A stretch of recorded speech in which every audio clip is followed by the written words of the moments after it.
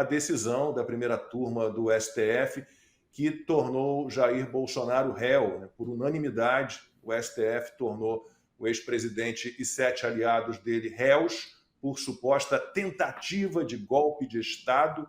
O relator do caso, o ministro Alexandre de Moraes, foi o primeiro a votar. Ele criticou o que chamou de narrativa do 8 de janeiro. Nós temos a tendência, infelizmente, de esquecendo. E as pessoas de boa-fé que têm esse viés de positividade acabam sendo enganadas pelas pessoas de má-fé que, com notícias fraudulentas e com milícias digitais, passam a querer criar uma própria narrativa, como disse ontem, de velhinhas com a Bíblia na mão, de pessoas que estavam passeando,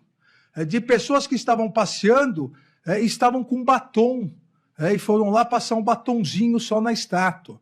Então, presidente, eu já conversei com Vossa Excelência e pedi autorização. A materialidade desses crimes, ao invés de eu ficar aqui falando meia hora, em 5 minutos do vídeo que nós vamos mostrar, a materialidade fica comprovada, porque a materialidade exige violência ou grave ameaça.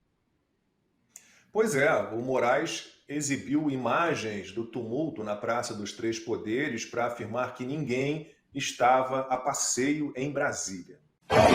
Isso não é violência?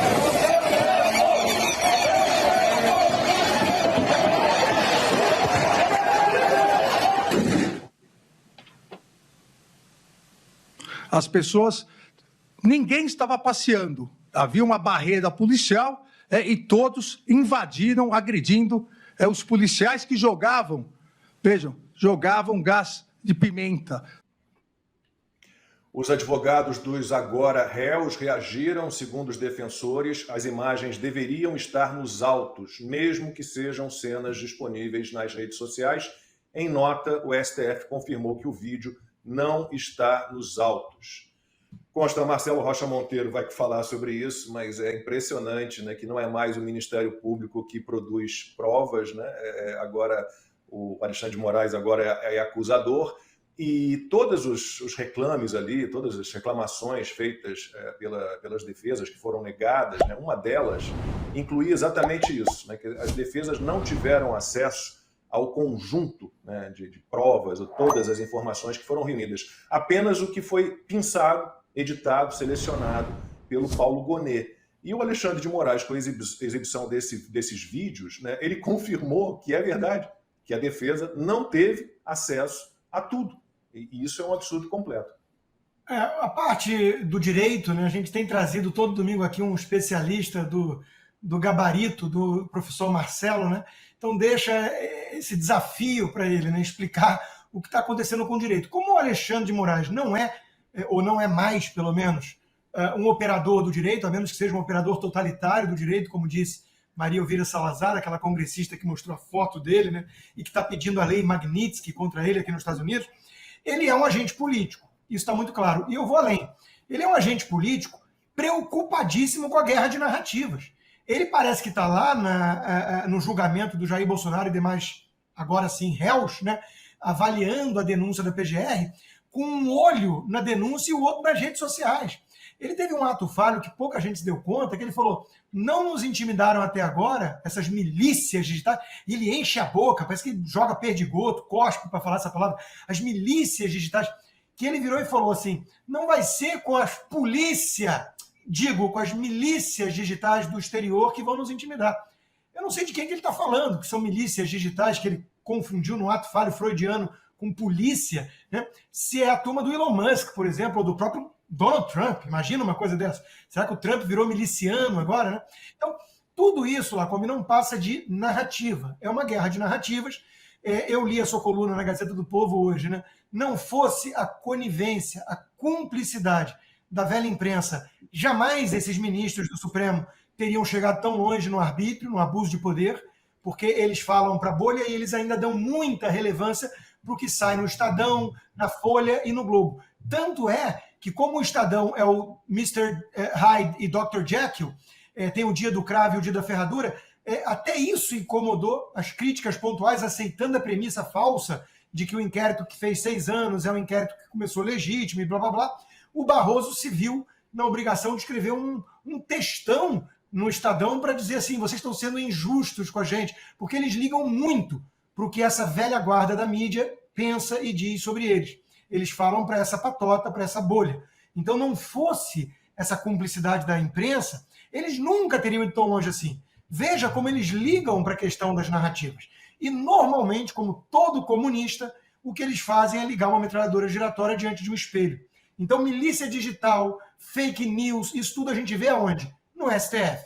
Tanto é que o Alexandre de Moraes deu a entender que o Donald Trump elogiou o processo eleitoral brasileiro, porque ele falou que queria biometria para identificação, que é um problema aqui nos Estados Unidos, que os democratas não querem carteira de identidade sequer, e escrevem textão para dizer como exigir identificação é racista. Eu acho que racismo é dizer que o negro não pode ter uma identidade, mas enfim. Ele espalhou uma fake news braba. Todo mundo sabe, até as pedras aqui nos Estados Unidos sabem, que o Donald Trump defende voto em cédula de papel. Ele jamais defenderia o sistema eleitoral brasileiro. Então o Alexandre de Moraes é um mentiroso. Com as milícias digitais que ele opera, que são os cúmplices do STF e a velha imprensa, ele fica espalhando mentira numa guerra de narrativas, dando a entender que essa cena que nós vimos aí foi uma tentativa de implodir a República Brasileira com um batom numa estátua. Agora, tem um detalhe. Se é para mostrar cenas violentas de manifestações, nós temos várias outras cenas muito mais violentas promovidas pela turma da esquerda, com quebra-quebra, com depredação, com invasão e por aí vai. Eles nunca disseram que isso era uma tentativa de derrubar a democracia. Por quê? O que mudou? Por que um peso e duas medidas? Por que esse duplo padrão? Porque, no fundo, eles deram um verdadeiro golpe junto com a turma da esquerda radical. Os tucanos, como Alexandre de Moraes, e os petistas e comunistas, como Flávio Dino e companhia, eles se uniram para dar um golpe e eles precisam dessa narrativa política para continuar perseguindo Bolsonaro e seus aliados e prendê-los, se for o caso, né, que tudo leva a crer que vai acontecer, e torná-los inelegíveis ou caçar um a um, com o pretexto que for. A bola da vez é o Marcel Van Hatten por chamar comportamento de máfia de máfia, né? Ameaçando, chantageando pela imprensa, né? Parlamentares, presidentes de partido, voltando para o STF com a desculpa do foro de prerrogativa com inquéritos, por exemplo, do Gilberto Kassab, né? E, aliás, essa mudança, uma vez mais, de jurisprudência se deu exatamente por conta de um casuísmo feito sob medida para poder continuar julgando o Bolsonaro no STF, que já parte de foro incompetente. Não é ali que ele devia ser julgado. Então, tudo que essa turma, essa quadrilha, essa máfia do STF tem feito é sob medida, com um discursinho absolutamente inconsistente, contraditório, hipócrita, para perseguir a direita brasileira. O resto é resto. O Constantino falou aí que houve outras manifestações muito piores do que esta do 8 de janeiro de 2023. Eu me lembro do Lula ainda em Araraquara naquele dia, aquela viagem estratégica dele para Araraquara, ele dizendo: nunca a esquerda fez uma manifestação desse tipo, destruiu nada. Bom, a gente já exibiu aqui no 4x4 um compilado de manifestações da esquerda, né, PT, PSTU, PCB, Centrais Sindicais, MST, e eu mandei agora para a turma este vídeo, que foi preparado pelo Binha, já tem um tempinho que a gente exibiu essas imagens, mas vamos rodar essas imagens de novo, daqui a pouco a gente retoma a nossa conversa. A segurança foi pega de surpresa. Os manifestantes chegaram de uma vez, viraram um carro e começaram a atirar paus, cadeira, cones, pedras contra os seguranças. 20 homens da Polícia Legislativa não foram suficientes. Os manifestantes arrancaram plantas, arremessaram até paralelepípedos. Ensanguentado, este segurança tentou se proteger atrás da roda do carro, que foi virado várias vezes e destruído a pauladas. Tamanha a fúria dos manifestantes. Um deles partiu para cima com um cone na mão e bateu na cabeça de um segurança. Um pedaço de meio fio foi lançado contra a porta de vidro e a multidão enfurecida invadiu o prédio da Câmara, obedecendo ao comando do movimento. Entre os manifestantes de vários estados do país, adolescentes, velhos, esta mulher usou um pedaço de viga de cimento para quebrar os terminais de computador que encontrou pela frente.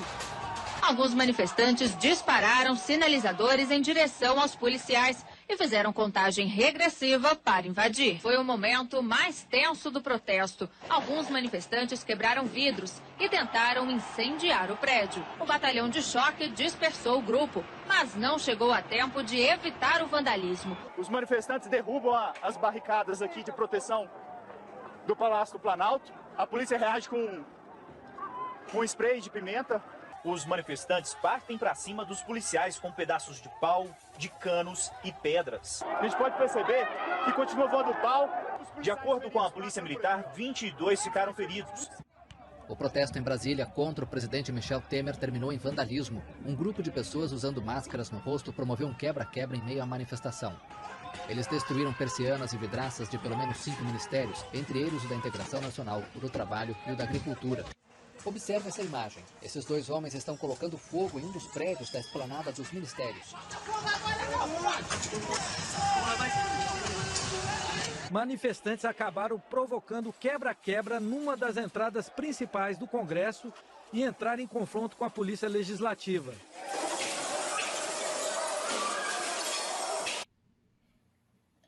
Tá aí, 2006, 2013, 2014 e 2017, Ana, mas eram só manifestantes, eram só protestos, não era uma tentativa de golpe de Estado. Ana.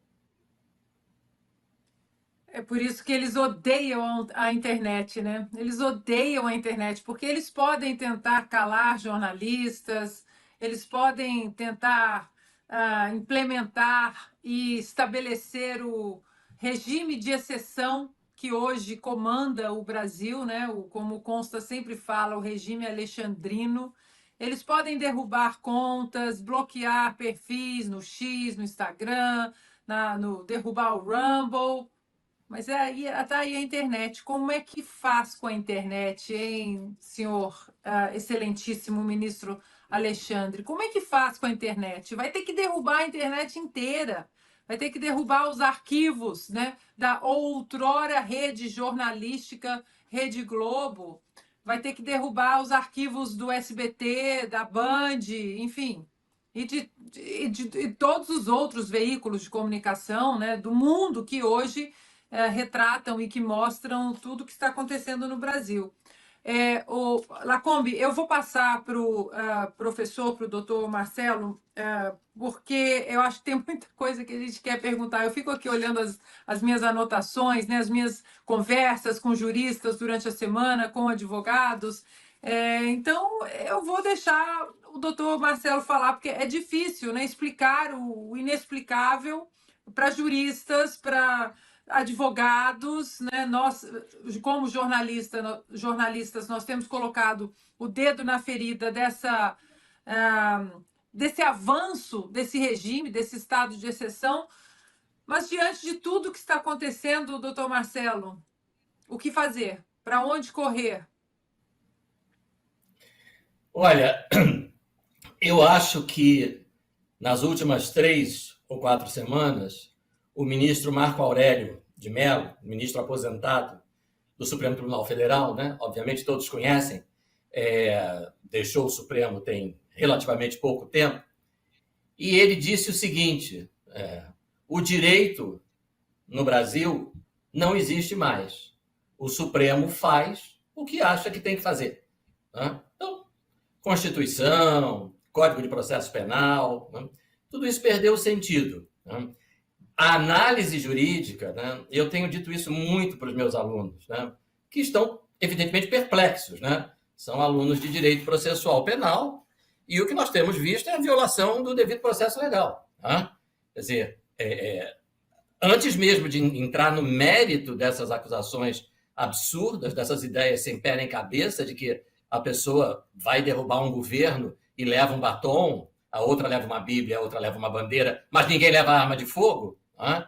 e acham que vão derrubar o governo invadindo prédio vazio, né? Então, mas antes dessa questão do mérito, você tem a questão do devido processo legal. Quer dizer, esse processo é ilegal, ainda que essas pessoas estivessem sendo acusadas de forma proporcional. Por exemplo, se a Débora estivesse sendo acusada do crime de pichação, né? Se o sujeito que quebrou o relógio lá do Supremo estivesse sendo acusado de crime de dano ao patrimônio público, né? Que é só o que nós temos. Tá?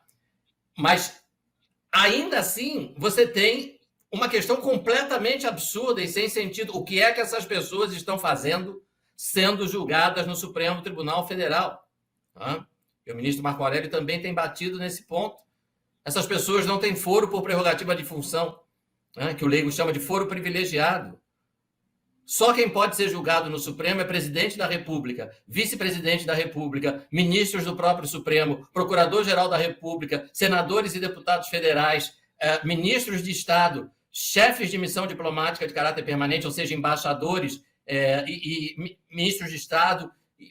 Enfim, cabe nos dedos das mãos. Está lá no artigo 102, inciso 2, letra B e letra C. É muito elementar. É uma daquelas questões sobre as quais não há discussão. O direito tem, é claro, questões controvertidas, né? Mas essa certamente não é uma delas. Uma cabeleireira não pode ser julgada no Supremo. Qual é o sentido que faz, né, uma cabeleireira ser julgada no Supremo?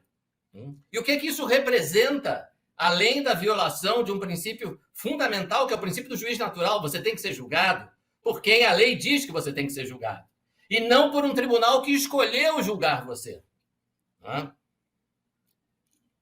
Eu digo para os meus alunos, quando um juiz ou tribunal é evidentemente incompetente para julgar determinado processo, e ele insiste em não reconhecer isso, principalmente processo criminal. Claro que isso vale para as outras áreas, mas principalmente para o processo criminal. É óbvio, é evidente pela lei que não cabe àquele juiz ou àquele tribunal julgar aquele réu. Mas ele faz questão, ele não abre mão, né? Ele não declina da competência, como a gente diz. Não, eu vou julgar, eu sou competente.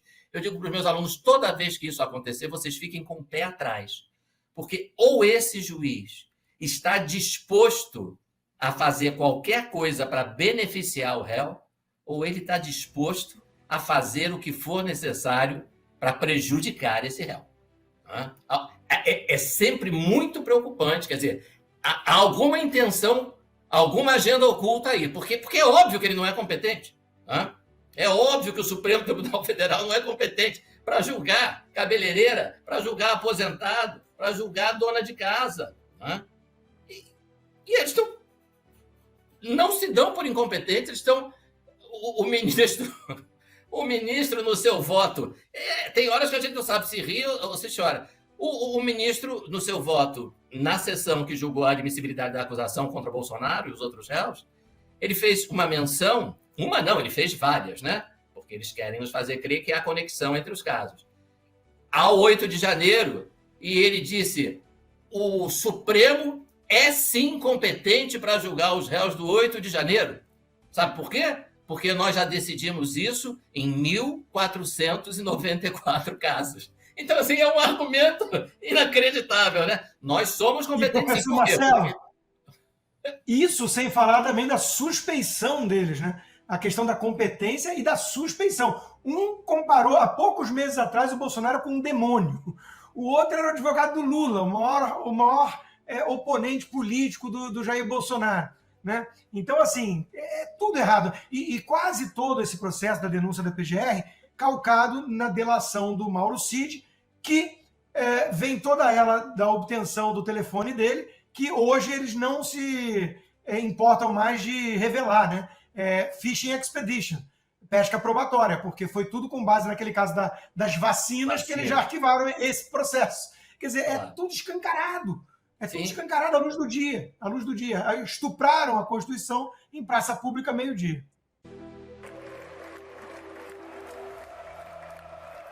Olá a todos.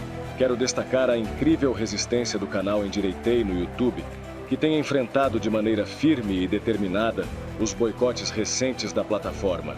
A necessidade de apoiadores e colaboradores neste momento torna-se crucial para manter viva a liberdade de expressão e o debate saudável. A contribuição de cada um de vocês é fundamental para que vozes diversas continuem sendo ouvidas e para que a pluralidade de ideias seja preservada. Juntos, podemos fortalecer e defender a importante missão deste canal. É hora de unirmos forças e demonstrarmos que a liberdade de expressão é um direito inegociável. Somos muitos e com um pouco da colaboração de cada um, conseguiremos dar conta de continuar trazendo as informações que a velha mídia omite. Juntos somos mais fortes.